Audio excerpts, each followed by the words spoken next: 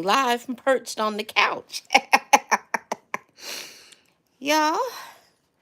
And I'm going live from my phone. So it's totally different than going live from your computer. So we will see. So I'm just perched up in here.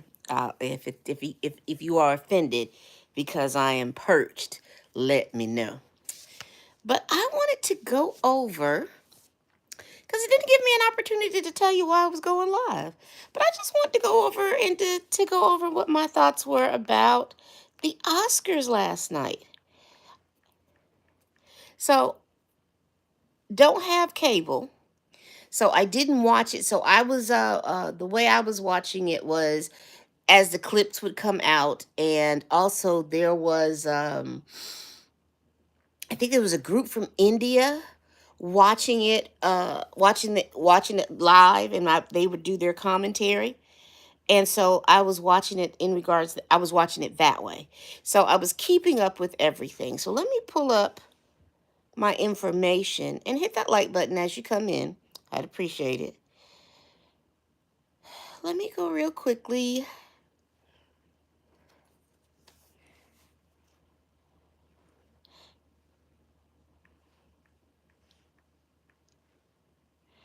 to Oscar winners 2025. Where are my glasses?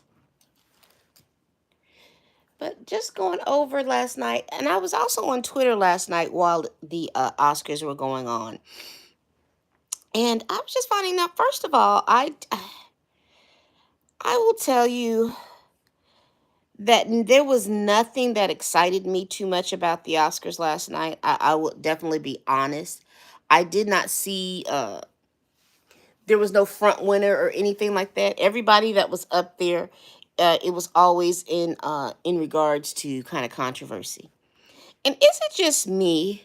Is that here we are in 2025 and we still find movies about sex workers or a woman's substance abuse or something like that? We still find that to be gritty entertainment. A person's issues, mental health issues, a person, all of these different types of things. Have you notice that we still find that in 2025, we still find that to be gritty entertainment or acting or anything like that? Have you noticed that? Because I looked up of a couple of the synopses of a couple of those movies that won, and I was just like, okay, substance abuse and all those different things are still considered to be gritty topics in 2025, which is interesting to me. But let's go over the winners. I see that unless it had anything to do with the behind the scenes, I see that Wicked was shut out. And their supporting actress and their supporting their main actress and supporting actress, they were shut out.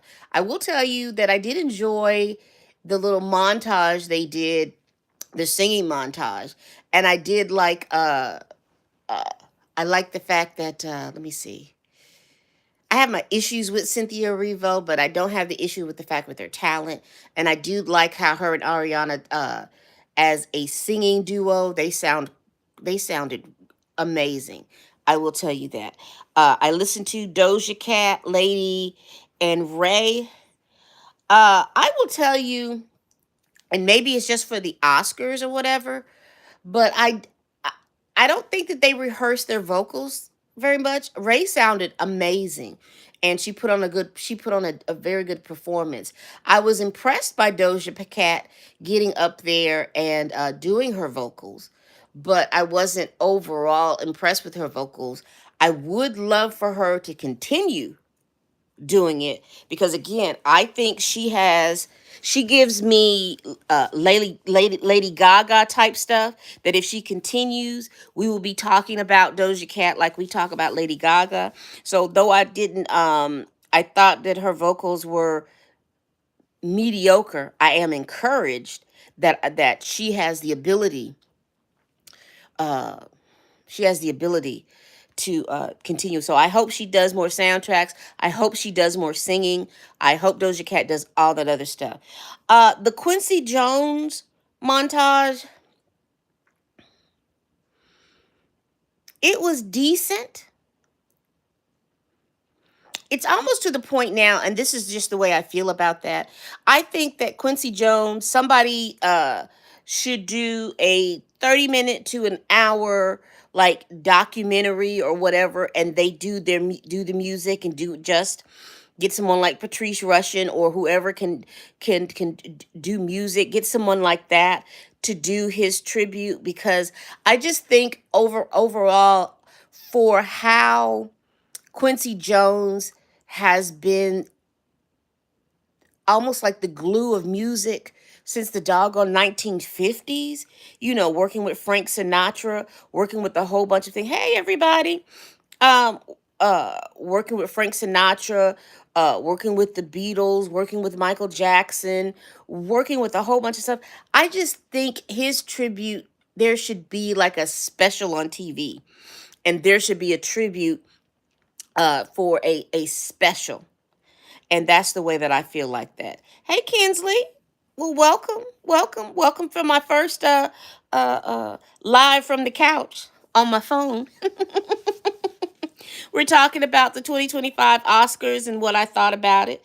Um, I just think I just feel like with all those people that respected Quincy Jones in music, someone can be able to do a 30-minute or an hour show going over Quincy Jones's life, going over all the people that he has done music with. I just think that there's something that can be done on that, because I don't think people can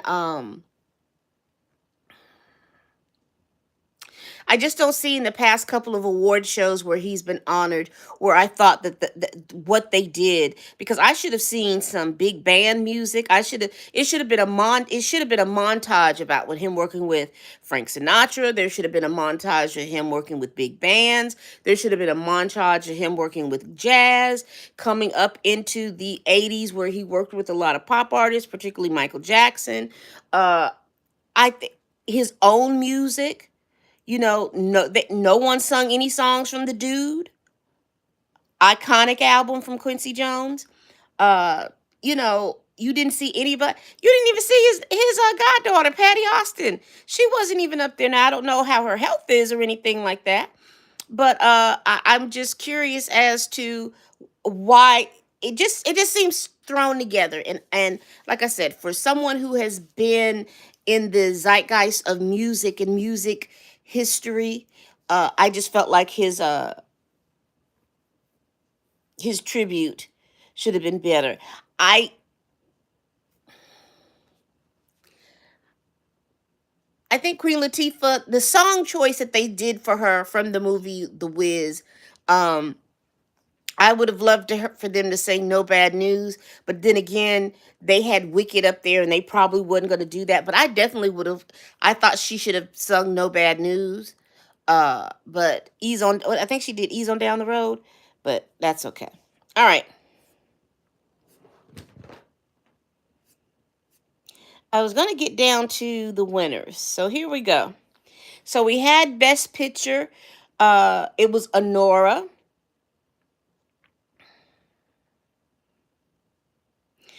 And again, I look at because everyone talks about this Emilia Perez, and I have to go watch that because the Mexicans are upset about that movie, and they were upset that Zoe Saldana won for the movie.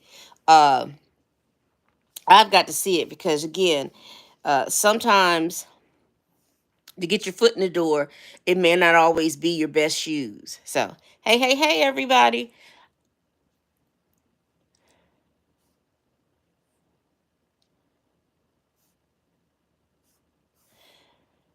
Best director, I didn't have any put in that. So let's get to what I was looking at. So let's look at the actor in a leading role. Now, the winner was Adrian Brody, and he went up against Timothy Chalamet, A Complete Unknown, Coleman Domingo in Sing Sing, Ralph Fiennes in Conclave, and Sebastian Stan as The Apprentice. Now, for me, I was hoping that Sebastian Stan won. I really was. Glad he was nominated, but I was hoping that he would have won that. particularly. But Adrian Brody won it for The Brutalist. I did not see that movie, so I don't. I can't say that. I see that Coleman Domingo still is in the talks of this. He's still up there being nominated. Wonderful thing. Actress in a leading role. Uh, Now she's a newcomer. Mikey Madison for Honora. Now, honestly, I thought that Demi Moore was going to win it. That's just what I thought. I thought she did a really good job in The Substance. I thought Demi Moore was going to win it, but they didn't. Cynthia Erivo, Carla Sofia Gascon, uh, Fernanda Torres. So it's Cynthia Erivo, Carla Sofia Gascon, Mikey or Mickey Madison. She's the one that won. Demi Moore and Fernanda Torres. Now, I just this is not the year for Wicked and Wicked. I don't think that this was basically the year. I know they're saying that Wicked is going to have another movie coming out, I think next year or the year after.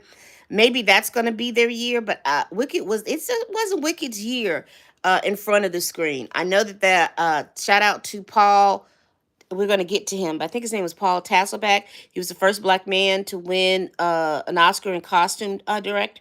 And then we had Ruth Carter, who was the first black woman who won with Black Panther. Wicked picked up a lot of stuff behind the scenes, but as far as the actresses and actors, they didn't pick up anything. So we have the actor in a supporting role that went to Kieran Culkin in A Real Pain, and he was up against Boris Briz from Honora, Edward Norton, Complete Unknown, Guy Pearce, The Brutalist, and Jeremy Strong, The Apprentice. His speech was kind of it felt weird. His wife found it quite endearing, but it just felt weird. Like, you finna give me another baby? Hey, Zay, shout out to you. Shout out to you. It felt weird. Hey, loyalty. Honora was a newer version of Pretty Woman. I haven't watched, but watched it from what I gathered last night. Yeah, I said this earlier. It just seems like these types in 2025, those types of movies are still considered to be cutting edge. I don't know. It just doesn't seem like there was a big pool of movies to pull from. A lot of these seem like very independent films, and usually that's what happens. But it doesn't seem like there's a big pool. So then we have actress in a supporting role. It was Monica Barbaro for A Complete Unknown, Ariana Grande for Wicked, Felicity Jones for The Brutalist, Isabella Rossellini for Conclave, and Zoe Saldana for Amelia Perez, and she won. She had a cute speech. Appreciated that. It seemed a little political, and you know how folks don't want to be political about nothing, child.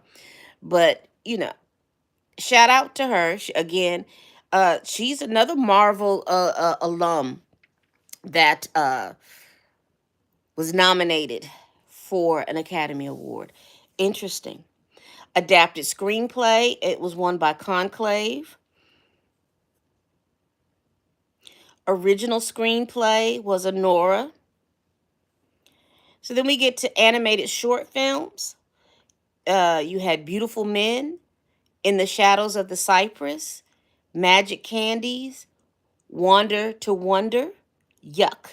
And In the Shadow of the Cypress one, didn't watch that. So congratulations to them. Here we go in costume design. You had A Complete Unknown by they had Aran Phillips. You had Lizzie Crystal for Conclave. You had Janty Yates and Dave Crossman for Gladiator 2. You had Linda Muir for Nosferatu. You had Paul Tazwell for Wicked, and he won. And as I said earlier, they said that he was the first black man to win for costume design, an Oscar for costume design. Congratulations to him. Live action short film, uh, Aline, Anuja, I'm Not a Robot, The Last Ranger, and A Man Who Could Not Remain Silent. And the winner was I'm Not a Robot. Let's get to makeup and hairstyling. And the winner is for the live action short film. I'm sorry, was a not I'm Not a Robot. Yeah, okay. I Makeup and hairstyling, which was interesting to me. All right, loyalty. We'll see you later. Let's see. Makeup and hairstyling. A Different Man. Mike Marino, David Presto, and Crystal Yaruda. Amelia Perez. We have Julia Flock Carbonal, Emmanuel Hanvier, and Jean Christophe Spadicini. Nosferatu, that was David White, Tracy Loader, and Susan Stokes Munton. And the winner was, and then they had Wicked, Frances Hannon, and Laura Blunt. And the winner was The Substance. The Brutalist won in the original score. Flow won in the animated feature film. And they beat out Inside Out 2. Now, Inside Out 2 was a great, I enjoyed Inside Out, but Flow beat them out. So I'm interested to see that movie. And and one of the things that I like, they had a lot of stop motion. They had like Wallace and Gromit, like the little claymation kind of stop motion films. I enjoyed that. I do enjoy seeing something like that. But I was surprised that Inside Out 2 did one, because that had me in my feelings. I ain't gonna hold you. That movie had me in my feelings. The Brutalist won in cinematography, and the best documentary feature film was No Other Land by Basil Adra, Rachel Zior, Hadman Bilal, and Yuval Abraham. Let's see. The documentary short film, The Only Girl in the Orchestra. Best film editing was Anora. International film, I'm Still Here, Brazil. They won.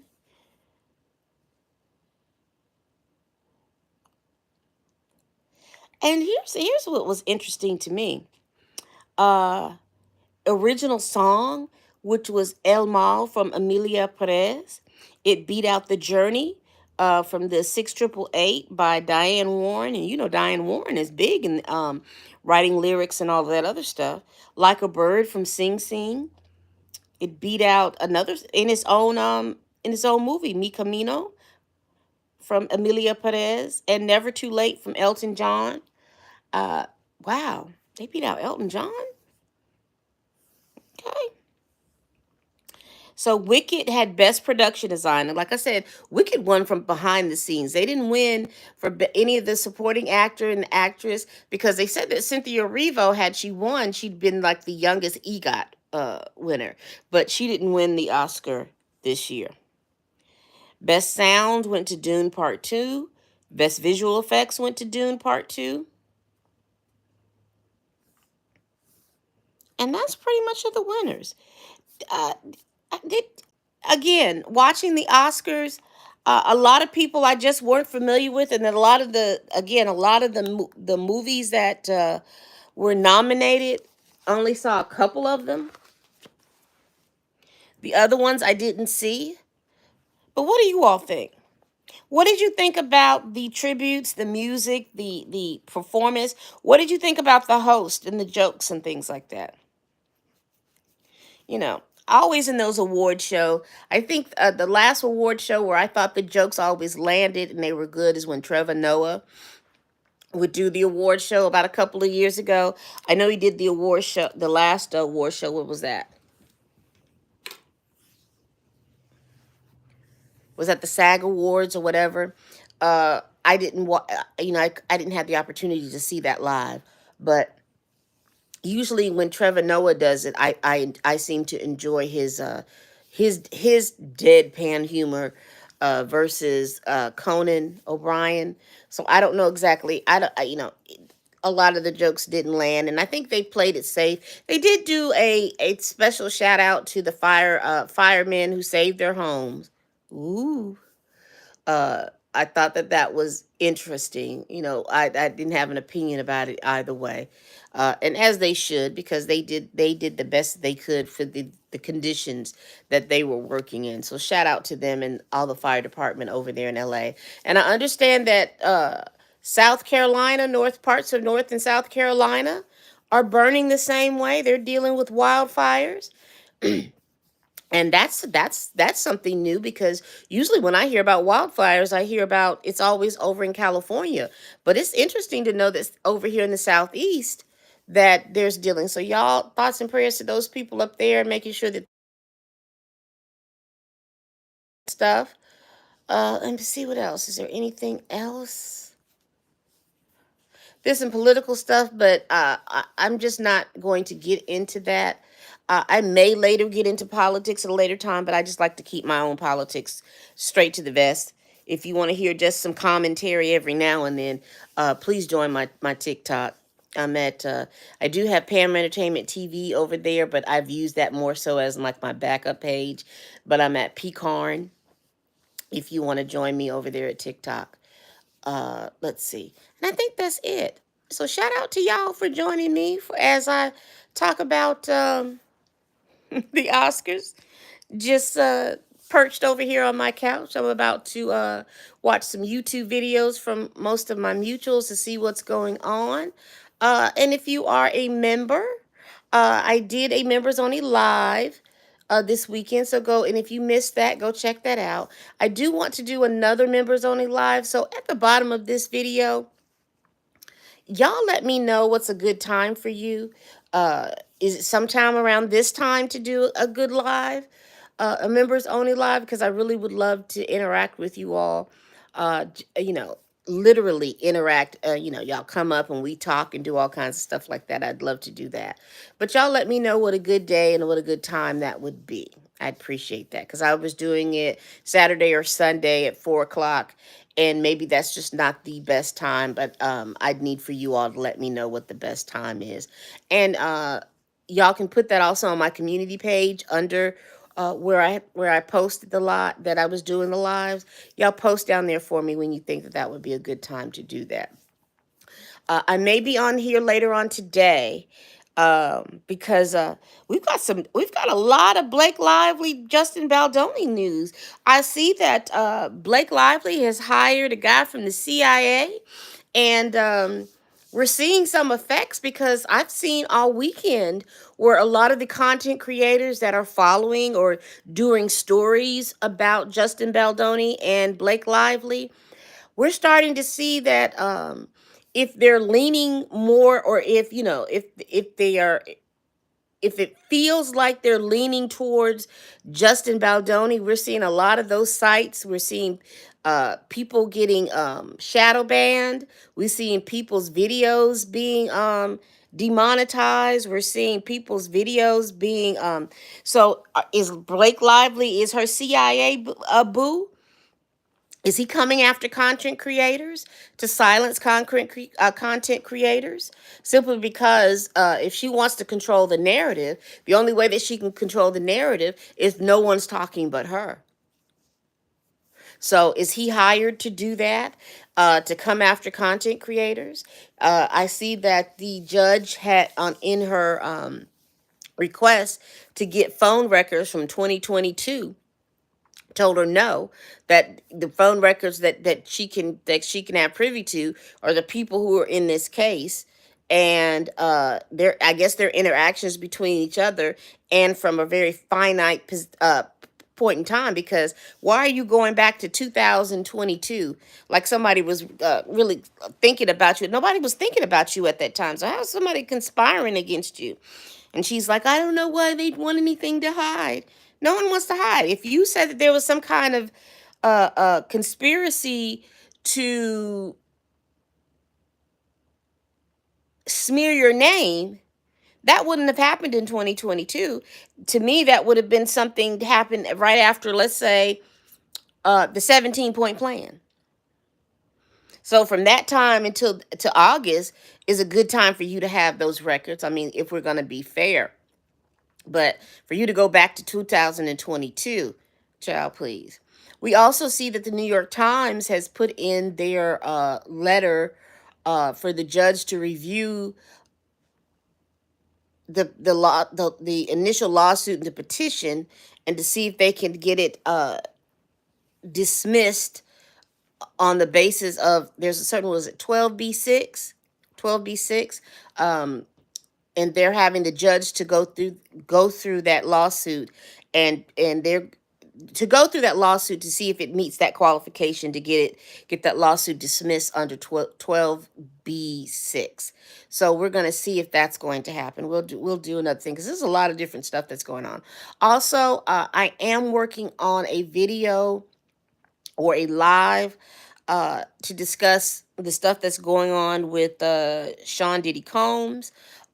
He's had a lot of different lawsuits, and basically what's happened, the deadline for the gender-based lawsuits that New York had put forth, I think it has sunsetted either March 1st, I think it is. So I don't think we're going to see any more lawsuits from 15, 16, 17 years ago. If they haven't done anything in the past 5 years, I don't think we're going to see any more of the older lawsuits. I think that uh,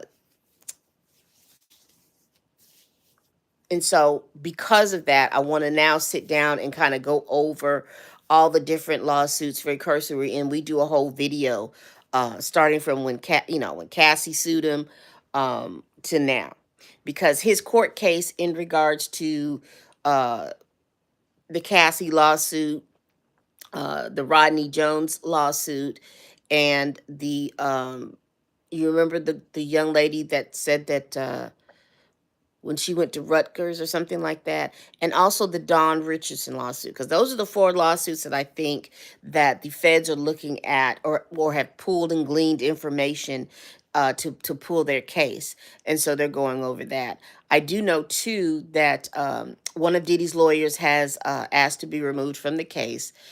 Also, too, I think the prosecution is struggling at this point with presenting all the information in a certain time frame, because they believe that Diddy is contacting witnesses.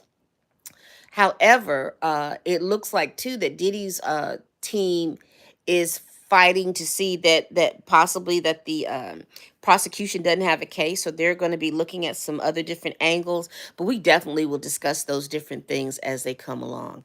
So again, thank you so much for joining me. As I relax on the couch today. Today is a one of those little down days for me, so I do that serious. But I had to talk about the Oscars. I had to see how you all were thinking about it, and that's it, y'all. We do this every week. Please like, comment, and subscribe. Please share this video if you care. Y'all, please tell a friend, tell a kin, tell a coworker, tell that heifer that you cannot stand that I'm over here making these videos. And as always, people, bye-bye.